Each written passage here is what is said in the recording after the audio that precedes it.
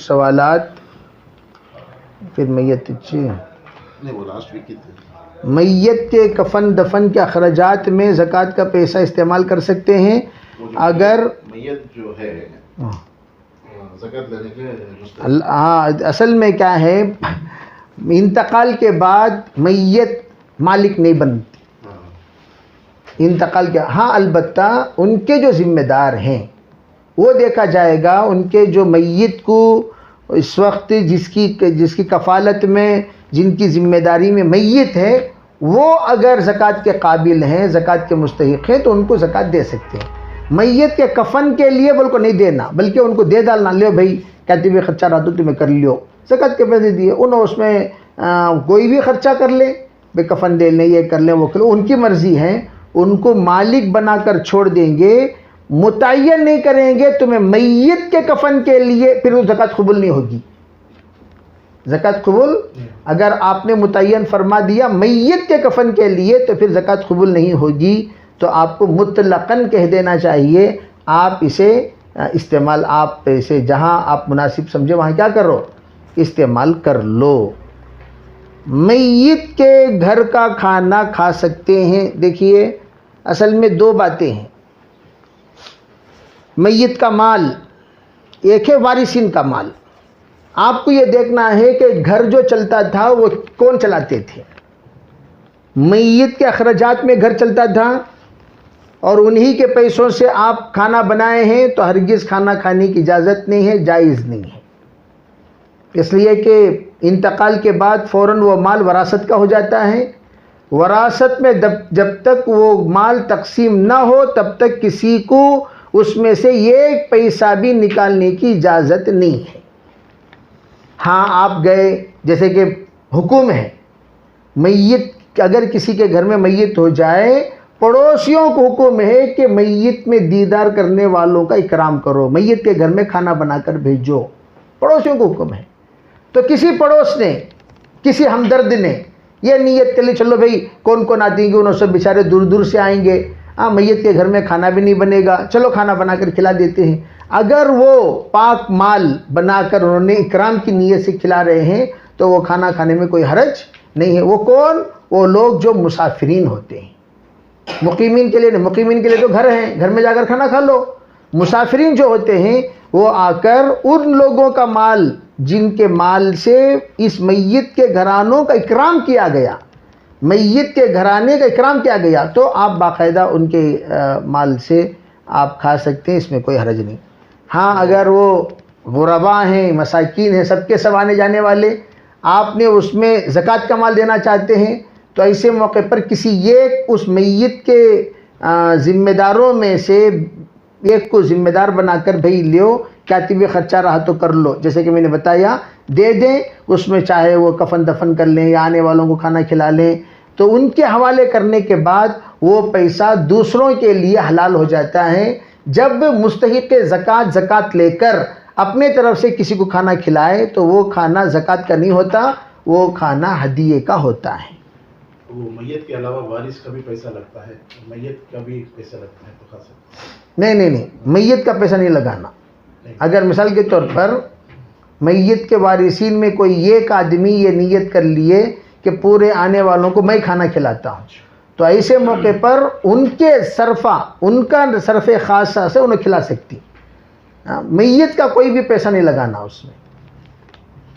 گھر میں چڑیا یا مچھلی پال سکتے ہیں بھائی گھر میں چڑیا یا مچھلی پال رہے ہیں تو اس کا حقوق ادا کرو. چڑیا مچھلی پال رہے ہیں پہلے اسے کیسا پالنا اسے کیا دینا کیا نہیں دینا کون سے وقت میں دینا کیا دینا وہ تمام چیزیں اسٹڈی کرنا مچھلی کو. اس لیے کہ ہم لوگ کیا کرتے ہیں ہمارے کھانے جیسے کہ گزشتہ سال بیچارے بکرے لے کر آئے اسے بد ہضمی ہو گئی تو انہوں نے سوچا کہ بھئی چلو ہم لوگ بد ہضمی ہونے پر ہنا پیتے ہیں یا اینو پیتے ہیں تو بکرے کو بھی ہنا اینو پلا دیا تو آدھے گھنٹے کا مہمان تھا پھر اس کے بعد وہ اللہ کے پاس چلا گیا. قربانی کل صبح کرنی ہے رات کو انتقال ہو گیا. کیا جی کھلائے سو کیا پلائے سو وہ ہنا کھلائیں ہنا پلا دیے اور یہ پلا دیے. تو اس سے کیا ہوتا ہے اس سے خلل ہوتا ہے، فرق پڑتا ہے. تو اس لیے حکم یہ دیا گیا ہے کہ ایسی سب چیزیں پہلے سیکھ لیا کریں. سیکھ کر ان کے مطابق اگر آپ پرورش کرنے کی ماشاءاللہ آپ کے پاس، جیسے کہ بعض لوگ ہوتے ہیں گھر کے افراد، بچوں کو پالنا مشکل، پھر اسے لا کر رکھ لیے بولے تو کہاں سے پالیں گے؟ بچوں کو جب پالنا ہی مشکل ہے، جب اسے لا کر آپ رکھ لیں گے تو پھر بچے بھی پریشان، وہ بھی پریشان. تو اس لیے اس کا خیال رکھیں کہ اگر آپ وقت ہے تو آپ کیجئے، ورنہ اسے پریشان کرنے کے لیے گھر میں لا کر مت رکھیے.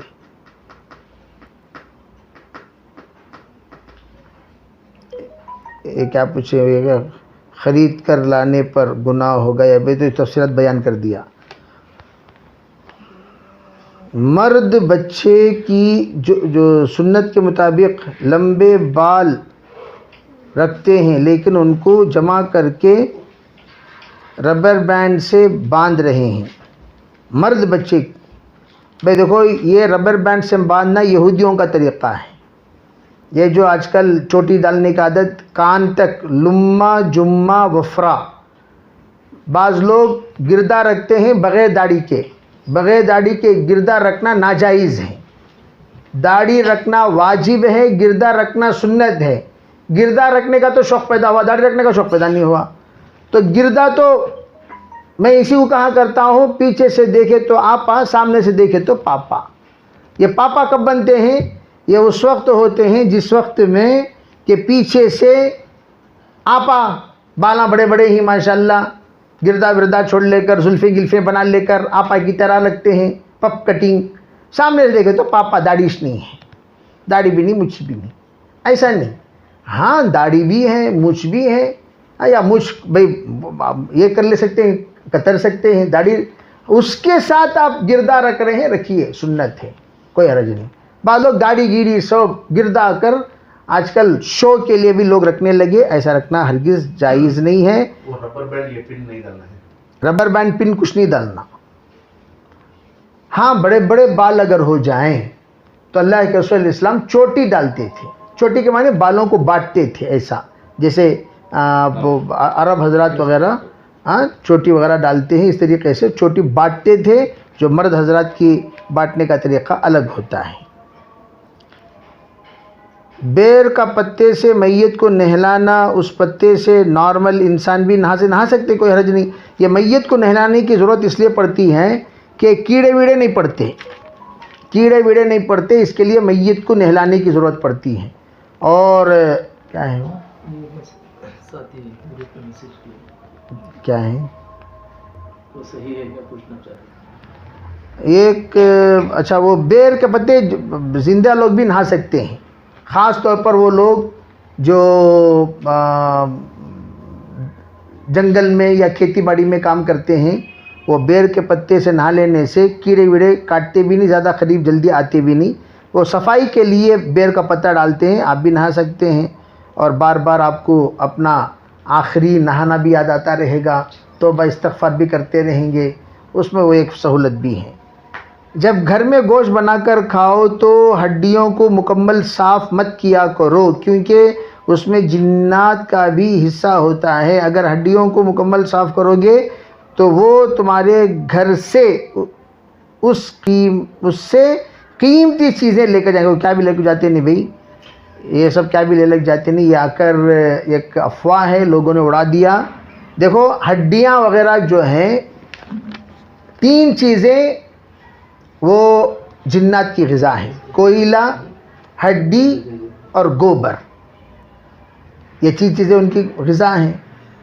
تو وہ 3 چیزوں کے سلسلے میں آپ نے منع فرمایا. دیکھو کوئلہ، گوبری سے، ان تمام چیزوں سے استنجا مت کیا کرو. ہڈیوں سے استنجا وہ ان کا غذا ہے. تو آپ جو چبا کر کھا سکتے ہو انسان کا غذا ہے، جو چبا نہیں سکتے وہ جنات کا غذا ہے. جو چبا کر کھا سکتے ہو انسان کا غذا ہے. تبھی تو اسے چبانے کی آپ کو طاقت اللہ نے دی ہے. جو چبا نہیں سک رہے ہیں وہ کس کا غذا ہے؟ وہ جنات کا غذا. اور جنات کا غذا، ایک بات میں آپ کو بتا دوں کہ ہڈیاں گھر میں زیادہ جمع کر کے رکھنے سے جنات کی آمد و رفت زیادہ ہو جاتی ہے.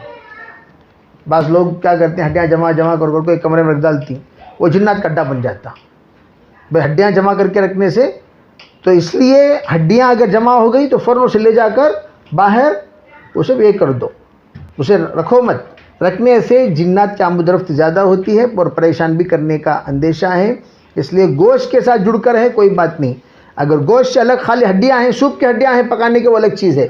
ہڈیاں پکائی کا کر سب ختم ہونے کے بعد گھر میں جمع کر کو رکھنا، ایسا جمع کر کے نہ رکھیں، فوراً اس کو پھینک دیں یا کتوں کو ڈال دیں، کتے کھا لیں گے۔